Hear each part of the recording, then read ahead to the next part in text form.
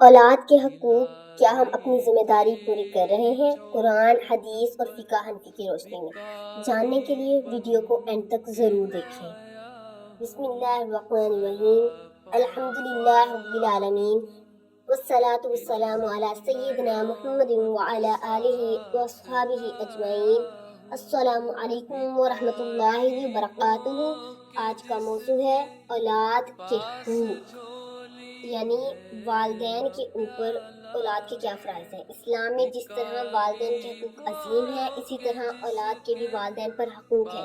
اولاد اللہ تعالیٰ کی امانت ہے۔ قیامت کے دن والدین سے اس امانت کے بارے میں سوال ہوگا کہ انہوں نے اس امانت میں خیانت تو نہیں کی۔ اللہ تعالیٰ قرآن پاک میں فرماتے ہیں، یا ایھا الذین آمنوا قوا انفسکم واہلیکم نار، اے ایمان والو اپنے آپ کو اور اپنے گھر والوں کو آگ سے بچاؤ۔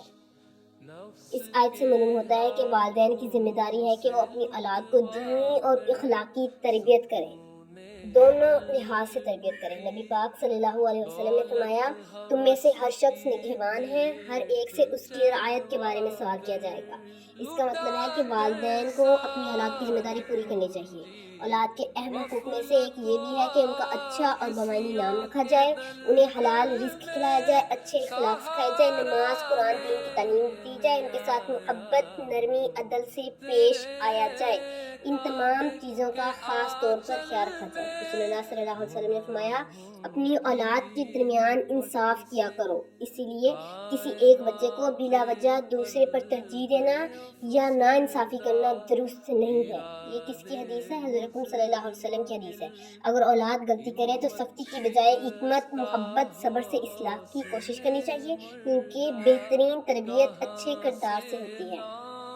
آج ہمارے معاشرے میں بہت سے والدین اولاد کو مہنگے کپڑے، موبائل فون اور بہترین تعلیم تو دیتے ہیں، لیکن دین کی تعلیم، نماز کی پابندی، قرآن سے تعلق اور اچھے اخلاق سکھانے پر کم توجہ دیتے ہیں۔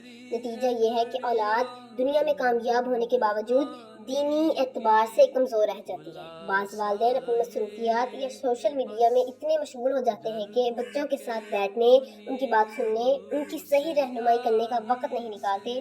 پھر جب اولاد غلط صحبت یا بری عادتوں میں پڑ جاتی ہے تو صرف بچوں کو قصوروار ٹھہرا دیا جاتا ہے، حالانکہ تربیت کی ذمہ داری والدین کی ہے۔ اسی طرح بعض گھروں میں ایک بچے کو دوسرے پر ترجیح دی جاتی ہے، جس سے حسد، نفرت، دل آزاری پیدا ہوتی ہے۔ اسلام ہمیں عدل، محبت اور شفقت کا درس دیتا ہے۔ آئیے آج عہد کریں کہ اپنی اولاد کو صرف دنیا کی کامیابی نہیں بلکہ دین، اچھے اخلاق، سچائی، حیا اور اللہ تعالیٰ کی اطاعت بھی سکھائیں گے، کیونکہ یہی کامیابی دنیا اور آخرت دونوں میں نجات کا راستہ ہے۔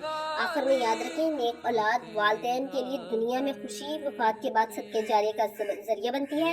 اسی لیے اپنی اولاد کو دیندار، بااخلاق، نیک انسان بنانے کی کوشش کریں۔ اللہ تعالیٰ ہمیں اپنی اولاد کے حقوق ادا کرنے، انہیں نیک، صالح، دین پر چلنے والے بنانے کی توفیق عطا فرمائے۔ آمین یا رب العالمین۔ اگر یہ ویڈیو پسند آئے تو لائک کریں، شیئر کریں، ایسی معلومات کے لیے چینل کو سبسکرائب کریں۔